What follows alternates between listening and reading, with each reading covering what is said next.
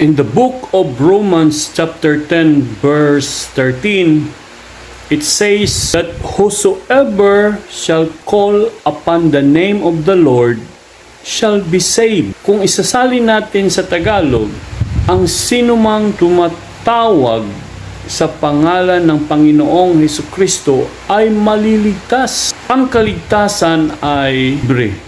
Ito'y isang regalo ng Diyos ayon sa iyong pananampalataya. In the book of Ephesians chapter 2 verse 8 and 9, by faith you have been saved. It is a grace of God. It is a gift from God. It is not from yourself, lest you will boast for it. Ang kaligtasan na tinutukoy dito ay yaong tayo ay hindi na mapapahamak sa tiyak na kapahamakan doon sa nagliliyab at naglagablab na apoy sa pinakailalim na lupa. Yun ay ang tinatawag na Hades. Tayo ay hindi na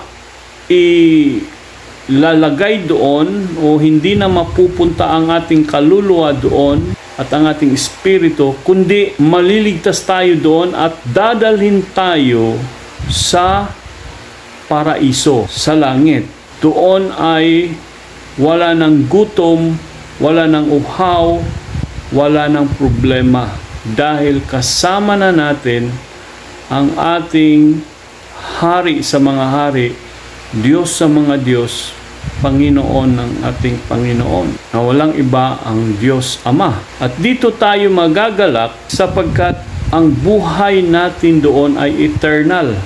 At ang maliligtas lamang ay yaong naniniwala at sumampalataya sa salita ng Diyos. Kung babasahin natin ang Romans chapter 10 verse 17, magkakaroon lang tayo ng paniniwala sa patuloy na pakikinig.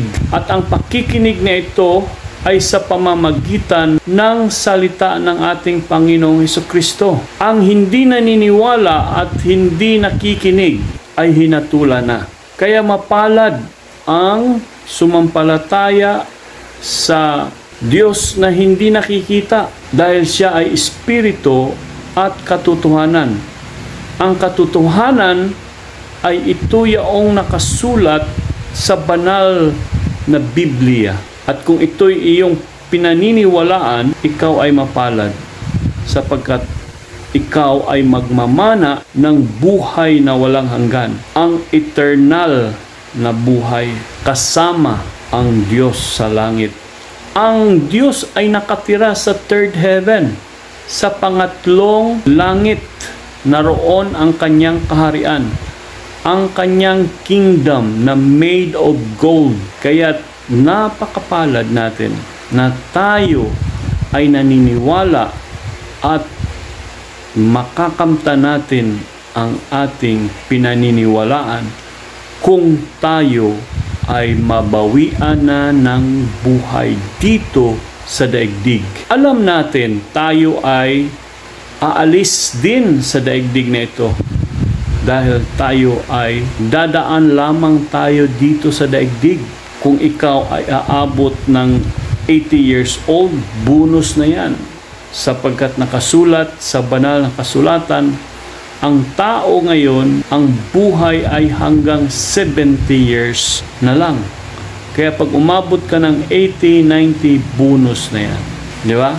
Kaya patuloy tayong maglingkod, patuloy tayong maniniwala, makikinig ng salita ng Diyos araw-araw para tayo ay kampante na habang tayo nabubuhay dito.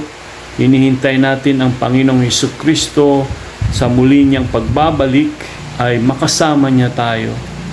O kung hindi man ay mararating natin ang tinatawag na paraiso.